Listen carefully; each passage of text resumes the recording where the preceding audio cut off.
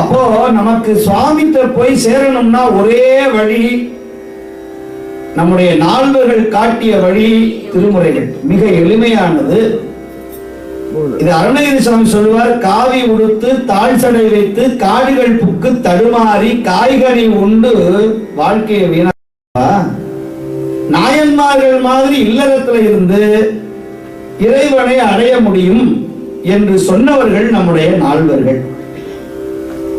அதனாலதான் முன்னம் செய் தவத்தினிட்ட முடிவிலா இன்பமான அன்பினை எடுத்து காட்டினார்.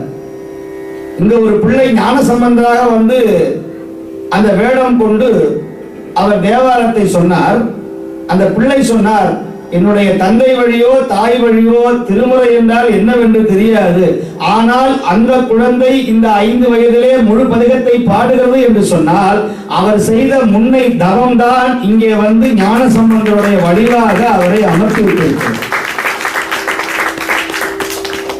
நீங்க சொல்றது உங்களுடைய தந்தையார் தாயார் பாட்டனார் எப்படி இருந்தார்கள், நாம் இன்னைக்கு எப்படி இருக்கிறோம்ங்கிறத நீங்க தான் சொல்லணும்.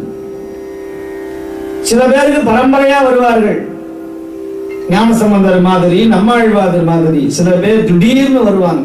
சில பேருக்கு பிள்ளை உத்தமனா இருப்பான், அப்பா அம்மா சரியா வர மாட்டாங்க. ஆனா குடும்பத்தோட இறைவனை வந்து வழிபடுவது யாருக்குமே கிடைக்காது. மனைவியோட வந்து கோயிலுக்கு வரணும், அவங்களாம் பெரிய புண்ணியம் பண்ணவங்க. யாரெல்லாம் மனைவியோட கோயிலுக்கு வர்றீங்களோ அவங்களுக்கு தான் முழு பயன்னு சிவாகமம் சொல்லுகிறது. அதை விட இன்னொன்னு இருக்கு, பிள்ளைகளோட யார் கோயிலுக்கு வர்றாங்களோ அவங்க இன்னும் பெரிய பாக்கியவாளர்கள். நம்ம பிள்ளைங்களை கோயிலுக்கு கூட்டிட்டு போகணும்.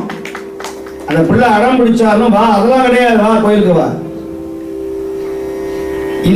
இந்த பழக்கம் தான் உயிருக்கு ஊதியம் தர. நீங்க உங்க வாரிசை உங்க பிள்ளைக்கு செய்யக்கூடிய மிகப்பெரிய ஊதியம் எதுன்னு சொன்னா உங்க பிள்ளைகளை நல்வழிப்படுத்துவதுதான் மிகப்பெரிய ஊதியம். அதை செய்யாமல் விட்டுவிட்டால் நீங்கள் வயதான காலத்திலே மிக மிக வருத்தப்படுவீர்கள். என் பிள்ளை சரியில்லை, இதற்கு ஏதாவது பரிகாரம் உண்டா, என் பிள்ளைக்கு ஜாதகம் சரியில்லை, எங்கேயாவது ஜோசியம் பார்ப்பார்களா, கண் கெட்ட பிறகு சூரிய நமஸ்காரம் செய்வது கதை. இந்த கதை ஆக நம்முடைய பிள்ளைகளை தேவார வழிபாடு தலங்கள்ல ஆலயங்கள்ல தயவு செய்து நீங்கள் அழைத்து வரணும். அவங்களுக்கு விருப்பம் இருந்தாலும் விருப்பம் இல்லாமல் இருந்தாலும் முதல்ல விருப்பம் இல்லாம தான் வருவான். அப்புறம் அவனே விரும்பி தேவாரம் பாடுவான், திருமுறையை சொல்லுவான். அவன் விரும்புற மாதிரி தேவாரத்தை சொல்லணும், அதுதான் இங்க பிரச்சனை.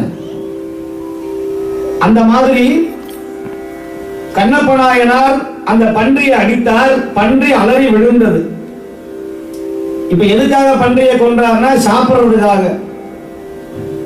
100 கிலோமீட்டர் பொத்தப்பினாட்டுல இருந்து காளகஸ்தி வரையிலும் இந்த பன்றியை துரத்திக்கு வந்த தின்னனார் பன்றியை அடித்து கொன்றார். கூட இருக்கிற நாரன் காடன் அப்படிங்கிறவனை கூப்பிட்டார், ஏய் இந்த பன்றி நல்லா அறுத்து சுத்தம் செய்து நல்ல தீயில போட்டு கருக்கி வை, சுவச்சி வை. இன்னைக்கு அதுதான் எல்லா இடங்களையும் அதுதான் ஓடிக்கொண்டு இருக்கிறது. கீழே தீ எரியும், மேல ஒரு ரோடு சுத்தும்,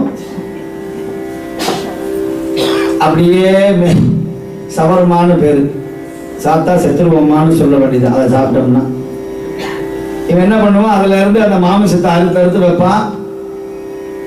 அதனாலதான் அன்னைக்கு சொன்னார்கள், கொன்னா பாவம் தின்னா போச்சுன்னு. அது என்ன பழமொழின்னா, பிற உயிரை வாட்டி உன்றால் மேல போய் நம்முடைய சதையை அறுத்து நம்முடைய வாயிலே வைப்பார்களாம். அப்போதான் நம்முடைய பாவம் நீங்கும் என்று சொல்லுவார்கள். அதனால நிறைய பேருக்கு இப்பவே என்ன சாமி கடைசியில் அடிமடியிலே கை வைக்கிறாரே நினைக்கக்கூடாது. ஏன்னா நம்ம சைவன்னு சொல்லிவிட்டு அதை சொல்லலைன்னா சரியா வராது.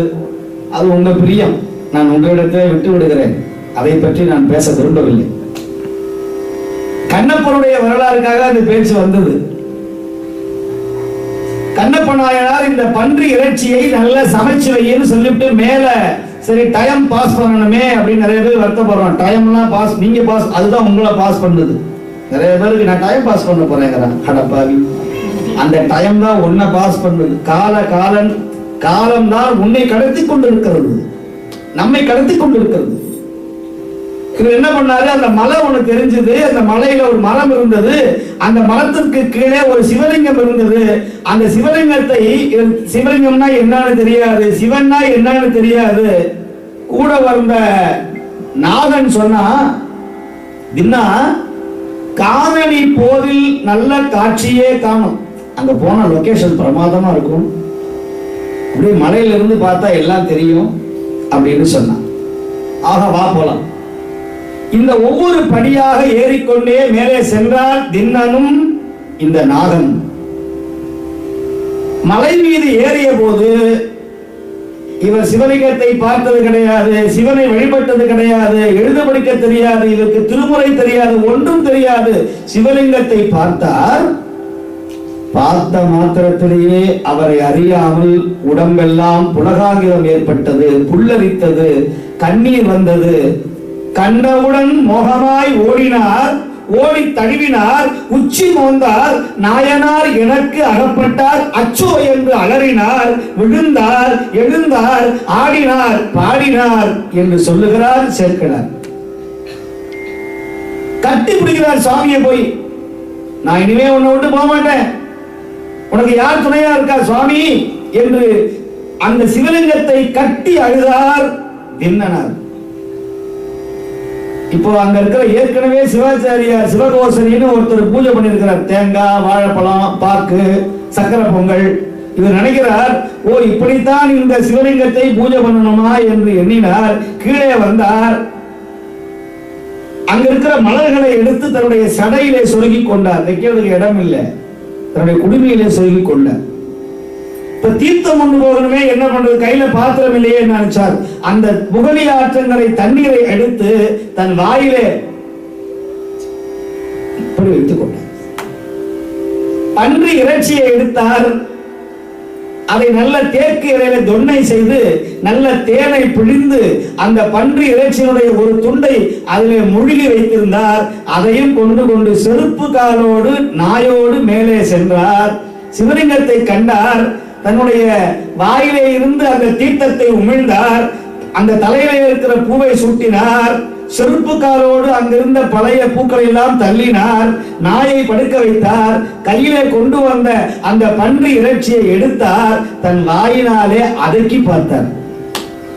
கொழுவிய தசைகள் எல்லாம் கோலில் தெரித்து கோர்த்து பழகிய இனிமை பார்த்து சால அழகிது நாயனரே, அமுது செய்தருளும், அமுது செய்தருளும், அமுது செய்தருளும் என்று சொன்னார். சுவாமி ஏற்றுக்கொண்டாரா என்று கேட்டால் நிச்சயமாக ஏற்றுக்கொண்டார். இதை சேர்க்கிறார் சொல்லுவார், கும்பாபிஷேகங்கள்ல தங்க குடத்துல கங்கை, யமுனை போன்ற தீர்த்தங்களை விட்டு மந்திரங்களை சொல்லி கும்பாபிஷேகம் செய்த தீர்த்தம் எந்த அளவு புண்ணியமோ அதை விட ஒரு மடங்கு புண்ணியம் கண்ணப்பருடைய திருவாயில் இருந்து வந்த அந்த தீர்த்தம் புண்ணியம் என்று சொன்னவர் சேர்க்கிறார் பெருமான். இப்படி ஒரு புரட்சி நம்முடைய சமயத்துல, நம்முடைய சமுதாயத்துல, நம்முடைய சமயத்துல, நம்முடைய சைவ சமயத்துல வேற எந்த நாயனாரும் செய்யல.